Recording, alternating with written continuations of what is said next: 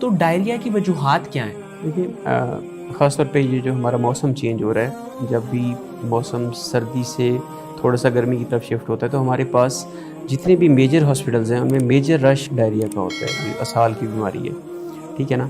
उसकी जो main common causes हैं वो साफ़ पानी का ना होना, साफ़ खुराक का ना मिलना, मदर्स के लिए बड़ा इंपॉर्टेंट है। जो छोटे बच्चे होते हैं उनमें फीडर वॉश, वो प्रॉपर तरीके से फीडर वॉश नहीं करती, उसकी वजह से भी डायरिया होता है। या जो हमारे पास जो बच्चे दूध इस्तेमाल कर रहे होते हैं वो ठीक नहीं होता, उसकी वजह से भी डायरिया होता है। तो ये कॉमन चीज़ें हैं। और टेम्परेचर की वजह से भी, जब भी टेम्परेचर इंक्रीज़ होता है, एटमॉस्फेरिक टेम्परेचर जब भी इंक्रीज़ होगा, तब भी डायरिया के केसेस बहुत ज़्यादा कॉमन साइन सिम्टम्स उसमें देखते हैं। उसमें यह है कि बच्चे की, अगर बच्चे में फ़र्ज़ करें 7 से 8 एपिसोड्स डेली हो रही हैं, तो उसमें जो चीज़ें हम देखते हैं असेसमेंट, हम उसको संकन आइज़ कहते हैं। बच्चे की आंखें अंदर की तरफ चली जाती हैं, बच्चे की स्किन लूज़ हो जाती है, जो एक नॉर्मल स्किन पिंच हम कहते हैं। जब नॉर्मल स्किन पिंच करते हैं तो वो नॉर्मल स्किन पिंच से लूज़ होती है, मतलब जब वापस जाती है स्किन बड़ी ढीली होती है।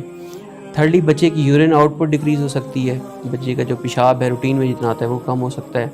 उसके अलावा बच्चे के, जो छोटे बच्चों में हम ये फॉन्टेनेले कहते हैं, जो सर की हड्डियाँ होती हैं वो ओपन होती हैं, तो वो डिप्रेशन हो सकती है, डिप्रेस्ड फॉन्टेनेले के साथ प्रेजेंट कर सकता है। तो ये कॉमन सिम्टम्स हैं जिनके साथ बच्चे प्रेजेंट करते हैं। देखिए, आम तौर पे लोगों में जो एक इम्प्रेशन है ना, कि जब भी बच्चे को डायरिया हुआ है वो उसकी ओरल इनटेक कम कर देते हैं, उसकी फीड कम कर देते हैं। उसका अक्सर ये हमें आके पेरेंट्स बताते हैं, डॉक्टर साहब हमने इसका दूध बंद कर दिया है, डायरिया था इसलिए दूध बंद कर दिया है। हालांकि ये बात बिल्कुल गलत है। जब भी बच्चे को डायरिया होता है तो मदर्स को एक चीज़ समझनी चाहिए कि सबसे इम्पॉर्टेंट उसकी ओरल इनटेक है, जो वो फ्लूइड्स ले रहा है वो सबसे ज़्यादा इम्पॉर्टेंट है। हम मदर्स को ये बताते हैं कि आपने बच्चे को निमकोल वाला पानी देना है, ओआरएस कंटिन्यूअसली देना है। जैसे ही आपको लगता है कि बच्चे ने लूज स्टूल पास किया है, आप उसी क्वांटिटी में कोशिश करें कि उसको फ्लूइड रिप्लेस करें। उसमें यह है कि जो नमकियात जिसम से निकलते हैं वो भी रिप्लेस हो जाते हैं। सेकेंडली, बच्चे का दूध कभी भी बंद नहीं करना। हम ये बताते हैं मदर्स को, ये कॉमन कंप्लेन होती है कि बच्चा दूध नहीं ले रहा और इरिटेबल होता है, बाज़ बच्चे दूध नहीं लेते हैं, तो हम उन्हें ये काउंसल करते हैं कि आपने बच्चे को छोटे चंक्स में दूध देना है। मतलब अगर रूटीन में वो 2 घंटे के बाद ले रहा है तो अब आपने 1 घंटे के बाद लेना है। बेशक अगर पहले 2 सीसी ले रहा था तो अब उसको 2 औंस ले रहा था, तो अब आपने उसको 1 औंस लेना है, बट ड्यूरेशन कम कर दें, लेकिन उसका इंटरवल कम करके ड्यूरेशन उसका इंक्रीज़ कर दें, छोटे छोटे चंक्स में देते रहें। तो कॉमन ट्रीटमेंट जो आप घर पे कर सकते हैं वो ओआरएस है। ये जो निमकोल का पानी है वो सबसे ज़्यादा ज़रूरी है। लेकिन जब भी बच्चा 7 से 8 स्टूल्स पास कर रहा होता है, जब संकन आइज़ होती हैं, स्किन टर्गर उसका बड़ा स्लो हो जाता है, जो मैंने स्किन पिंच बताया है, या उसका यूरिन आउटपुट डिक्रीज़ हो गया, या वैसे बच्चा लिथार्जिक है या इरिटेबल है, उसका ओरल इंटेक डिक्रीज़ हो गया है या ओरल इंटेक बहुत ज़्यादा है, रूटीन से बहुत ज़्यादा है, तो ये डायरिया की कंप्लेन है। इस सूरत में वालिदैन को चाहिए कि वो कंसर्न डॉक्टर के पास जाएँ, चाइल्ड स्पेशलिस्ट को चेक कराएँ, ताकि वो उसको असेस करे कि बच्चा डिहाइड्रेटेड है कि नहीं है, उसे फ्लूइड्स की ज़रूरत है कि नहीं है, क्या सिर्फ उसे घर में सिर्फ ओआरएस देने से वो ठीक हो जाएगा, क्या उसे ड्रिप्स लगनी चाहिए, या जो बाकी मेडिकेशन है, कंसर्न डॉक्टर के पास जाना चाहिए ताकि उसका प्रॉपर इलाज हो सके। लूज मोशंस आने की सबसे कॉमन वजह जो है वो इन्फेक्शंस हैं। इन्फेक्शंस किसी भी तरह के हो सकते हैं, वायरल इन्फेक्शंस हो सकते हैं, बैक्टीरियल इन्फेक्शंस हो सकते हैं, फंगल इन्फेक्शंस और पैरासाइटिक इन्फेक्शंस हो सकते हैं।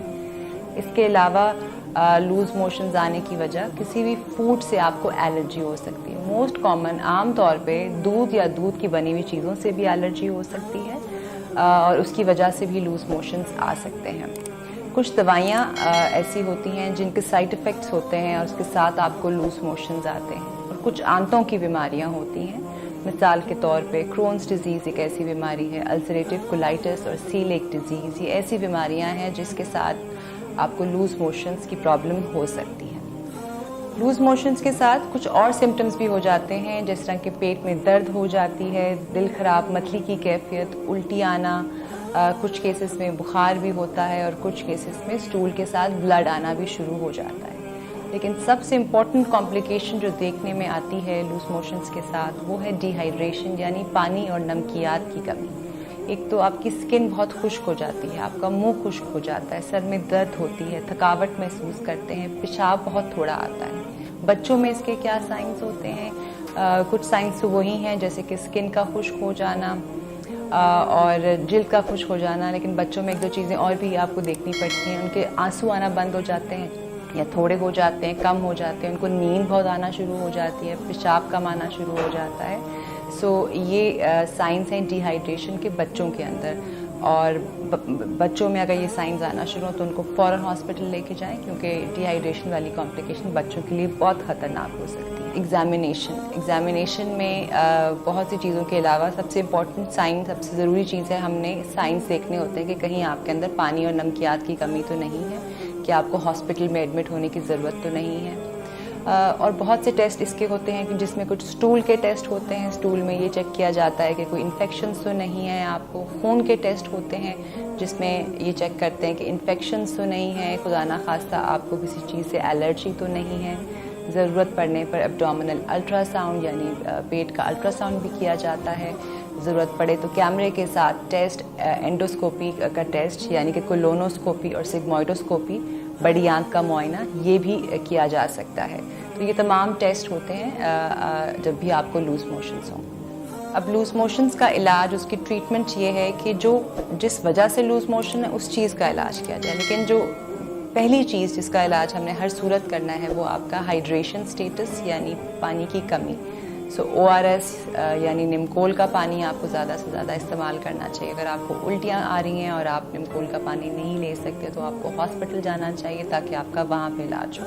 क्योंकि अगर हमने हाइड्रेशन अच्छी ना रखी सो आपके खुदा ना खास्ता गुर्दे भी फेल हो सकते हैं। इसके बाद जो लूज़ मोशंस की वजह है उसका इलाज किया जाता है। अगर आपको इन्फेक्शंस की वजह से है तो आपको एंटीबायोटिक्स दी जाती हैं। अगर आपको फूड एलर्जी की वजह से है तो आपको जिस चीज़ से एलर्जी है वो चीज़ आपको नहीं इस्तेमाल करनी चाहिए। सो हाइड्रेशन के बाद लूज़ मोशंस का जो भी कॉज है उसका इलाज किया जाता है। खाने पीने में जनरली जब लूज़ मोशंस होते हैं तो सॉफ्ट डाइट का इस्तेमाल करना चाहिए। जैसे दही ले ली, केला आप इस्तेमाल कर सकते हैं, आलू आप इस्तेमाल कर सकते हैं। तो सॉफ्ट डाइट आपको लेनी चाहिए। और क्या चीज़ नहीं लेनी चाहिए, ज़्यादा चाय कॉफ़ी यानी कि कैफ़ीन का इस्तेमाल नहीं करना चाहिए, अल्कोहल का इस्तेमाल नहीं करना चाहिए। कुछ खाने की ऐसी चीज़ें हैं जो लूज़ मोशंस के दौरान नहीं लेनी चाहिए, जैसे गोभी हो गई, पालक, साग, इस तरह की चीज़ों से गैस और बनती है।